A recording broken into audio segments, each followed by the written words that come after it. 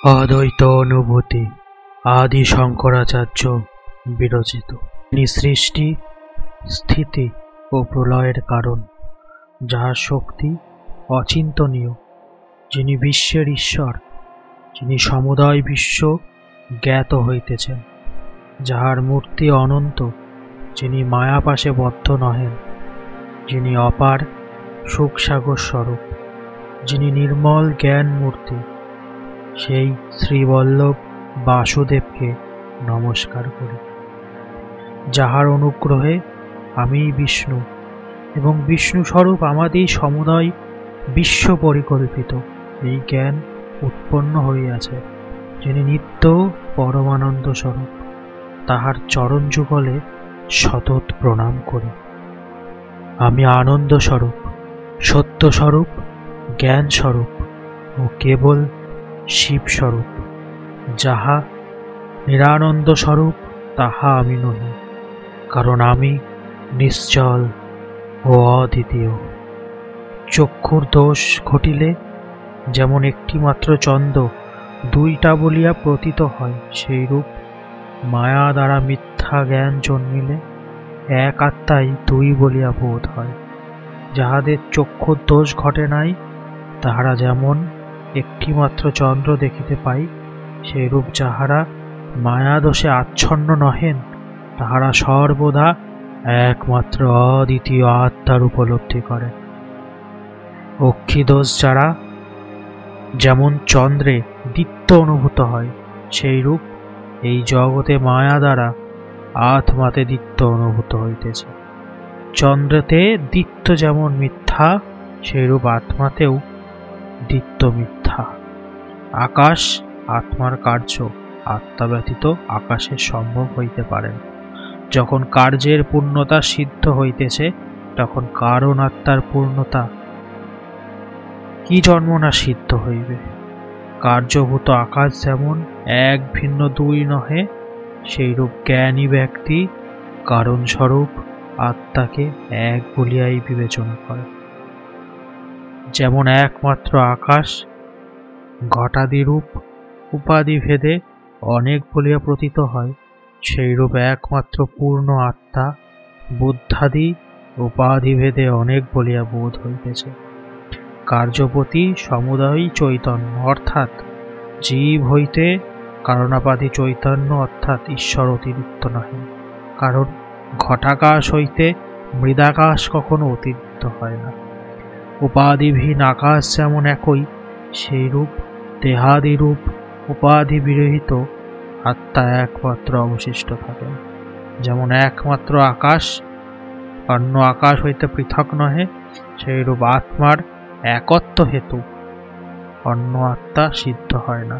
যেমন জল মেঘের সহিত সংযুক্ত হইয়া বরফরূপে পরিণত হয়, সেইরূপ আত্মা মায়ার সংযোগে প্রপঞ্চকার প্রাপ্ত হইতেছেন। জল যেমন মেঘের সংযোগে বরফের ন্যায় প্রতীত হয়, বরফের বিনাশে জল বিনষ্ট হয় না, সেইরূপ এই আত্মা মায়া সম্বন্ধ বশত জগৎ প্রপঞ্চরূপে প্রতীয়মান হইতেছে।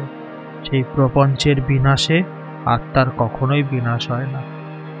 জল হইতে উন্থিত বুদ্বুদ যেমন জল হইতে পৃথক বলিয়া অনুভূত হয়, সেইরূপ এই নানারূপ জগৎ প্রপঞ্চ আত্মা হইতে পৃথক বলিয়া প্রতীত হইতেছে, কিন্তু বাস্তবে তাহা নয়। যেমন বুদ্ধিনাশ প্রাপ্ত হইলে কখনোই বুদ্বুদ কখনো জলে বিনষ্ট হয় না, সেইরূপ প্রপঞ্চ বিনষ্ট হইলেও আত্মা কখনোই নষ্ট হন না। খোলসের শুদ্ধাদাদি গুণ যেমন সর্পকে স্পর্শ করিতে পারে না, সেইরূপ স্থূল বস্তুর গুণ কখনোই আত্মাকে স্পর্শ করতে পারে না। সর্প যেমন খোলস পরিত্যাগ করে এবং তাহা নিজের বলিয়া অভিমান করে না, সেইরূপ জ্ঞানী ব্যক্তি পরিত্যক্ত দেহত্রয়কে আত্মা বলিয়া বোধ করেন না। যেমন সর্পের খোলসের নাশ হইলে সর্পের নাশ হয় না, সেইরূপ দেহত্রয় বিনাশপ্রাপ্ত হইলে কখনোই আত্মার নাশ হয় না। তদ্প্রভৃতি লবণ সংযুক্ত হইলে অনভিজ্ঞ ব্যক্তিদিগের পক্ষে যেমন লবণময় বোধ হয়, সেইরূপ আত্মা স্থূল দেহাদির সংযোগে স্থূলের ন্যায় দৃষ্ট হইয়া থাকে। লৌহ কাষ্ঠ প্রভৃতি অগ্নি সংযুক্ত হইলে যেমন অগ্নিরূপে প্রতীত হয়, সেই রূপে স্থূল জগৎ আত্মসংযোগে আত্মার ন্যায় প্রতীয়মান হয়। যেমন দাহক বস্তু কখনো দাহ্য হয় না এবং দাহ্য বস্তুও কখনো দাহক হয় না, সেই রূপেই আত্মা কখনো অনাত্মা হইতে পারে না এবং অনাত্মাও কখনো আত্মা হইতে পারে না। যেমন সূর্য দ্বারা ঘট কুম্ভ প্রভৃতি প্রকাশিত হয়, সেই রূপ যাহা দ্বারা ইন্দ্রিয়গণের সহিত প্রমেয়, প্রমাণ ও প্রমেতা এই প্রকাশিত হইতেছে, আমি সেই প্রমেয় আদি হইতে ভিন্ন পরমাত্মা।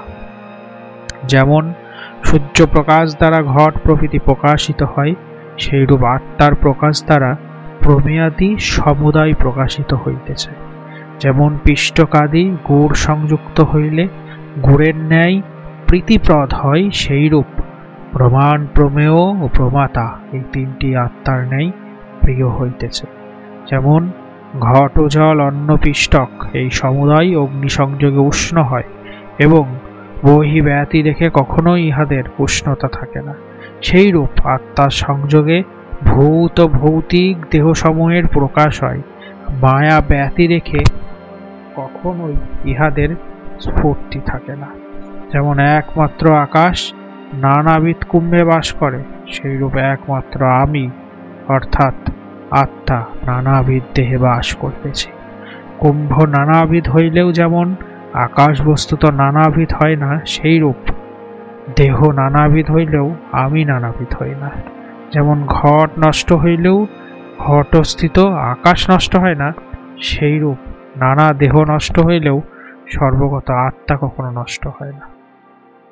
যেমন একটি মাত্র সূত্রে উত্তম, মধ্যম, অধম ত্রিবিধ পুষ্প গ্রথিত হয়, সেইরূপ সর্বত্র বিদ্যমান আত্মাতে উত্তম, মধ্যম, অধম ত্রিবিধ দেহ অবস্থান করিতেছে।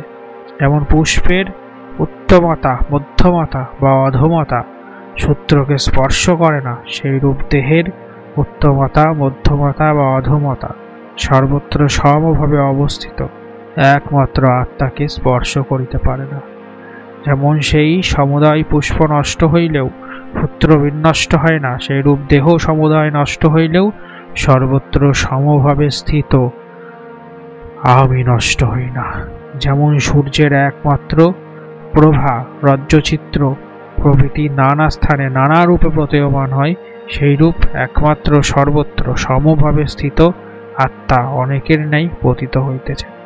যেমন রজ্জুরন্ধ্র প্রভৃতি নানা স্থান স্থিত দোষ সূর্যপ্রভাকে স্পর্শ করে না, সেইরূপ নানা দেহ সম্বন্ধীয় দোষ সর্বগত আত্মাকে স্পর্শ করতে পারে না।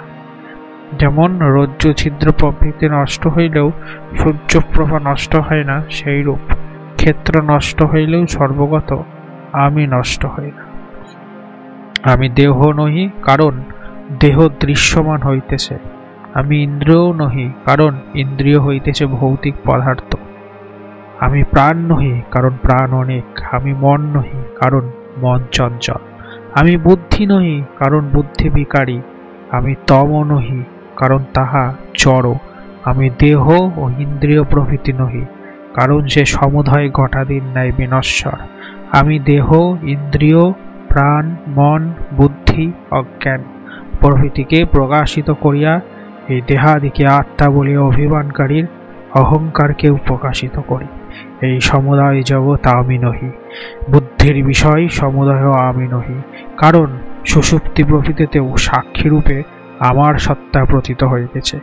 আমি সুষুপ্তি অবস্থায় যেরূপ নির্বিকার, অন্য দুই অবস্থাতে অর্থাৎ জাগ্রত ও স্বপ্নাবস্থাতেও ঠিক সেই রূপ। স্বপ্ন ও জাগ্রত অবস্থায় বিষয়াদি স্পর্শে আমি বিকৃত হই না। যেরূপ উপাধিস্থিত নীল রক্ত প্রভৃতি বর্ণ দ্বারা স্ফটিক লিপ্ত হয় না, তদ্রূপ কাম, ক্রোধ প্রভৃতি শরীরাঙ্গ দোষ সমূহের দ্বারা আত্মা লিপ্ত নহেন। ফালের ভ্রমণে যেমন পৃথিবী ভ্রমণ করিতেছে অনুভূত হয়, তদ্রূপ মূঢ় ব্যক্তিরা নিশ্চল আত্মাকে চঞ্চল ভাব বলিয়া বিবেচনা করে। যে ব্যক্তি দেহত্রয়কে নিত্য মনে করিয়া তাহাতে আত্মাভিমান করে এবং যে পর্যন্ত তাহার তাদৃশ ভ্রম থাকে সে পর্যন্ত সেই মহান্ধ ব্যক্তি নানা জনিতে জন্ম পরিগ্রহ করিতে থাকে। নিদ্রাবস্থায় যে দেহ প্রতীত হয় সেই দেহে যে সমস্ত সুখ ও দুঃখাদির অনুভব হইয়া থাকে তৎসমুদয় যেমন জাগ্রত অবস্থাতেও স্পর্শ করিতে পারে না, সেইরূপ জাগ্রদেহে যে সমুদয় সুখ দুঃখাদি জ্ঞান হয় সে সমুদয় আত্মাকে কখনো স্পর্শ করিতে পারে না। নিদ্রাবস্থাতে স্বপ্নে যে দেহ প্রতীত হয় তাহা জাগ্রত দেহের সদৃশ সত্য বলিয়া বোধ হইতে থাকে। স্বপ্নকল্পিত দেহ নষ্ট হইলে জাগ্রাবস্থায় দেহ বিনষ্ট হয় না। এইরূপ জাগ্রত অবস্থাতেও জাগ্রত দেহ আত্মবাদ প্রতীত হয়, অর্থাৎ তখন জাগ্রত দেহেই আত্মাভিমান হইয়া থাকে। যখন ওই জাগ্রত দেহ বিনষ্ট হয় তখন আত্মা কখনোই নষ্ট হন না। সকল্পিত শরীর ধ্বংসপ্রাপ্ত হইলে যেমন জাগ্রত অবস্থায় শরীর অবশিষ্ট থাকে সেইরূপ প্রবৃদ্ধ ব্যক্তি জাগ্রত অবস্থায় শরীর বিনষ্ট হইলেও আত্মা অবশিষ্ট থাকেন।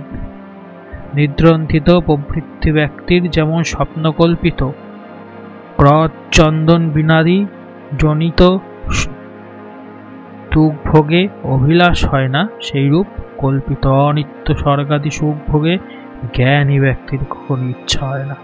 ময়ূর ভোক্তা সর্বভোগ্য এই দুটি রূপ প্রান্তরে কল্পিত করা হইয়াছে, কিন্তু প্রস্তরে লিখিত ময়ূর ও সর্পের স্বরূপ হইতেছে প্রন্তর, সেইরূপ আত্মাকে ভোক্ত ভোগ্য ভাব কল্পিত। যেমন যে ব্যক্তির রজ্জুতে সর্পভ্রম নাই সে ব্যক্তি রজ্জু দর্শনে ভীত হয় না, এবং যে ব্যক্তির রজ্জুতে সর্পজ্ঞান আছে সে রজ্জু দর্শনে ভীত হয়। সেইরূপ যে ব্যক্তি জ্ঞানী অর্থাৎ ভ্রমরচিত তিনি সংসার ও তজ্জনিত তাপত্রয় হইতে মুক্ত হন। যে ব্যক্তি অজ্ঞ ও কাম্যকর্মে নিরত তিনি নিয়ত সংসার চক্রে পরিভ্রমণ করিতে থাকেন। সদ্যপিণ্ড যেমন জল ও সংযোগে জলবৎ তরল হইয়া ওঠে সেইরূপ ব্রহ্মজ্ঞের বুদ্ধি আত্মসংযোগ দ্বারা আত্মাবৎ হইয়া যায়। যেমন এক সূর্য নানা জলাশয়ে প্রতিবিম্বিত হইয়া নানা রূপে প্রতীয়মান হয় সেইরূপ এক আত্মা সর্বক্ষেত্রে অর্থাৎ নানা বুদ্ধিতে প্রতিবিম্বিত হইয়া অনেকের ন্যায় প্রতীয়মান হইতেছে। জলে প্রতিবিম্বিত সূর্য যেমন বিম্বরূপ সূর্য হইতে পৃথক বলে অনুভূত হয় সেইরূপ বুদ্ধিতে প্রতিভাত আত্মার আভাস আত্মা হইতে পৃথক বলিয়া প্রতীত হইতেছে। যেমন বিম্ব ব্যতিরেকে জলে প্রতিবিম্ব হয় না সেইরূপ আত্মা ব্যতিরেকে বুদ্ধিতে চিতাভাস প্রতিফলিত হইতে পারে না। যেমন প্রতিবিম্বিত সূর্যের চঞ্চলাদি কখনো বিম্ব সূর্যে সঞ্চারিত হয় না সেইরূপ চিতাভাসের কর্তৃতাদি কখনো আত্মাকে সংক্রান্ত হয় না। জলের শীতলতা উষ্ণতা প্রভৃতি যেমন জলে প্রতিবিম্বিত সূর্যকে স্পর্শ করিতে পারে না সেইরূপ বুদ্ধির ধর্ম কাম ক্রোধ লোভ প্রভৃতি চিতাভাসকে স্পর্শ করে না। যেমন সবাবস্থিত জল এবং প্রতিবিম্বিত সূর্য বিরত বলিয়া বোধ হয় সেইরূপ চিতাভাস বুদ্ধির কর্তৃত্ব ভক্তিত্ব দুঃখিত্ব প্রভৃতি দ্বারা সংস্পৃষ্ট রইয়াছেন। যেমন সরাবস্থিত জল নষ্ট হইলে তাহাতে প্রতিবিম্বিত সূর্য যেন বিনষ্ট হইল বলিয়া প্রতীত হয় সেইরূপ বুদ্ধির লয় হইলে তন্নিষ্ট চিতাভাস নষ্ট হইল বলিয়া বোধ হয়। সূর্য যেমন জলস্থ প্রতিবিম্বিত সূর্য জল ও তরঙ্গ সমুদয় প্রকাশিত করিয়া শোভা পায় সেইরূপ আত্মা চিদাভাস বুদ্ধি ও বুদ্ধিনিষ্ঠ কর্তৃত্বাদি ভাসিত হইতেছে। সূর্য যেমন মেঘের আচ্ছন্ন হইয়াও মেঘকে প্রকাশ করিয়া স্বয়ং প্রকাশিত হইতেছে সেইরূপ জীব অজ্ঞানাচ্ছন্ন হইয়াও অজ্ঞানকে প্রকাশিত করিয়া স্বয়ং প্রকাশমান রইয়াছে। সূর্য যেমন প্রকাশ মেঘ প্রভৃতিকে প্রকাশিত করেন ও স্বয়ং প্রকাশমান নন সেইরূপ আত্মা স্থূল ও সমুদয় বস্তুকে প্রকাশিত করিয়া ছেন ও স্বয়ং প্রকাশমান রহিয়াছেন। সর্বপ্রকাশক সূর্য যেমন প্রকাশ্য বস্তু দ্বারা দূষিত হয় না, সেইরূপ সর্বপ্রকাশক আত্মা সমুদয় বস্তু দ্বারা দূষিত হন না। দর্পণাস্থিত মুখ মিথ্যা হইয়াও যেমন প্রকৃত মুখের ন্যায় প্রতীত হয়, সেইরূপ বুদ্ধিস্থ চিতাভাস মিথ্যা হইলেও আত্মার ন্যায় প্রকাশিত হয়। দর্পণাস্থিত মুখের নাশ হইলে প্রকৃত মুখের নাশ হয় না, সেইরূপ বুদ্ধিস্থিত আভাসের নাশ হইলেও আত্মার কখনো নাশ হয় না। তাম্রকল্পিত দেব মূর্তি যেমন তাম্র হইতে পৃথক বলে অনুভূত হয়, সেইরূপ এই জগৎ কেবল আত্মা হইতে উৎপন্ন হইয়াও অতি বাহ্যাদি রূপের অথবা প্রকাশ বস্তু রূপে প্রকাশমান হইতেছে। যেমন একমাত্র তাম্র ঈশ্বর, জীব, ঘটি, বাটি প্রভৃতি নানা রূপে প্রকাশমান হইতেছে, সেইরূপ এক আত্মা ঈশ্বর, জীব প্রভৃতি বহুবিধ মিথ্যা রূপে বিভিন্ন বলিয়া প্রতীয়মান হইতেছেন। যেমন ঈশ্বরত্ব, জীবত্ব প্রভৃতি নাশ হইলেও তাম্র নাশ প্রাপ্ত হয় না, সেইরূপ ঈশ্বরত্ব, জীবত্ব প্রভৃতির নাশ হইলেও আত্মার কখনো নাশ না। রজ্জুতে সর্পের আরোপ হইলে যেমন রজ্জুর সত্তা দ্বারা সর্পের সত্তা সত্য বলিয়া প্রতীত হয়, সেইরূপ আত্মার সত্তা দ্বারা এই জগতের সত্তা সত্য বলিয়া অনুভূত হইতেছে। রজ্জুতে সর্পের অভ্যাস হইলে যখন রজ্জু জ্ঞান দ্বারা সেই সর্পের অভাব হয়, তখন যেমন রজ্জুমাত্র অবশিষ্ট থাকে, সেইরূপ আত্মজ্ঞান দ্বারা জগতের অভাব হইলে একমাত্র আত্মা অবশিষ্ট থাকে। যেরূপ স্ফটিক উপাধি রক্ততা ও আকাশের উপাধি নীলতা, সেইরূপ অদ্বিতীয় পরমাত্মাতে এই জগৎ সত্য বলিয়া প্রতীত হয়। যেমন স্ফটিকের লোহিত্য মিথ্যা ও আকাশের নীলতা মিথ্যা, সেইরূপ এই জগৎ একমাত্র অদ্বিতীয় ব্রহ্মস্বরূপ আমাতে মিথ্যা কল্পিত। যাহার বুদ্ধি মোহ জালে আচ্ছন্ন, সে জীব ঈশ্বরকে ভিন্নভাবে দেখে, কিন্তু ভেদরহিত নির্বিশেষ আত্মার কিরূপে যে যথার্থ ভেদ হইতে পারে। চিৎ স্বরূপ আত্মা লিঙ্গবিহীন অর্থাৎ উপাধি বিহীন হেতু জীব রূপে প্রকাশমান হন, পরন্তু লিঙ্গ নাশ হইলে শিবস্বরূপ পরমাত্মার ঈশ্বরত্ব বা জীবত্ব কিছুই থাকে না। শিবই সদা জীব ও জীব রূপে প্রতিভাসিত হইতেছে। যিনি এতটা অবগত হইতেছেন, তিনি আত্মজ্ঞান প্রাপ্ত হয়ে আত্মজ্ঞ হন। জল যেমন দুগ্ধের সহিত মিশ্রিত হইয়া দুগ্ধের ন্যায় দৃষ্ট হয়, তদ্রূপ এই অনাত্মা স্বরূপ জগৎ আত্মসংযোগে আত্মার ন্যায় প্রতীয়মান হইতেছে। হংসই জল হইতে দুগ্ধকে পৃথক করিতে সমর্থ হয়, অন্য কেউ হয় না। জীব স্থূল দেহাদি হইতে আত্মাকে পৃথক করিয়া মুক্ত হইয়া থাকেন।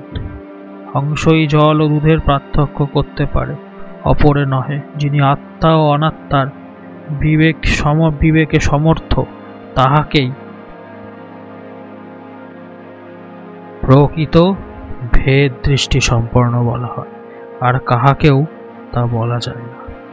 যদি স্থাণু অর্থাৎ শাখাশূন্য বৃক্ষের চোরের আরোপ হয়, অর্থাৎ তাহাতে চোর বলিয়া ভ্রম হয়, তাহা হইলে সেই স্থাণুর কোনো বিকার হয় না। এইরূপ নির্বিকার আত্মাতে বিশ্বের আরোপ হইলেও তাহার কোনো বিকার হয় না। যে স্থলে স্থাণুতে চোরের অধ্যাস হয়, সেই স্থলে স্থাণুর জ্ঞান হইলে চোরের উপলব্ধি হয় না। চোরের উপলব্ধি না হইলে ভয়ও থাকে না। এইরূপ আত্মজ্ঞান হইলে সংসার থাকে না। সংসার না থাকলে নানাবিধ বস্তুও দৃষ্ট হয়। পরস্পর বিভিন্ন তিনটি গুণময় মূর্তি প্রকাশ পাইতেছে, তন্মধ্যে যে মূর্তি সদা চিত্ত আনন্দময় অংশ রহিত অর্থাৎ পূর্ণ, সেই মূর্তি আমি। যে ব্রহ্মের দেহত্রয় সত্যের ন্যায় প্রতীয়মান হইতেছে, আমি সেই দেহত্রয় হইতে পৃথক পরব্রহ্ম। যে বিশ্বব্যাপী আত্মাতে জাগ্রত, স্বপ্ন ও সুষুপ্তি এই অবস্থাতেই সত্যবৎ প্রতীয়মান হইতেছে, আমি জাগ্রতাদি অবস্থাত্রয় হইতে ভিন্ন সেই পরব্রহ্ম। যে পরমাত্মাতে বিশ্ব, তৈজস ও প্রাজ্ঞ এই তিনটি অবস্থান করিতেছেন, আমি বিস্বাদি হইতে পৃথক সেই পরমাত্মা, যে পরব্রহ্মে বিরাট, হিরণ্যগর্ভ ও ঈশ্বর প্রভৃতি মূর্তিত্রয় প্রকাশমান হইতেছেন।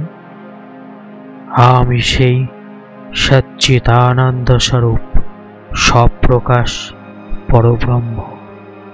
ওম শিবোহম শিবোহম শিবোহম ইতি আদি শঙ্করাচার্য বিরচিত অদ্বৈত অনুভূতি।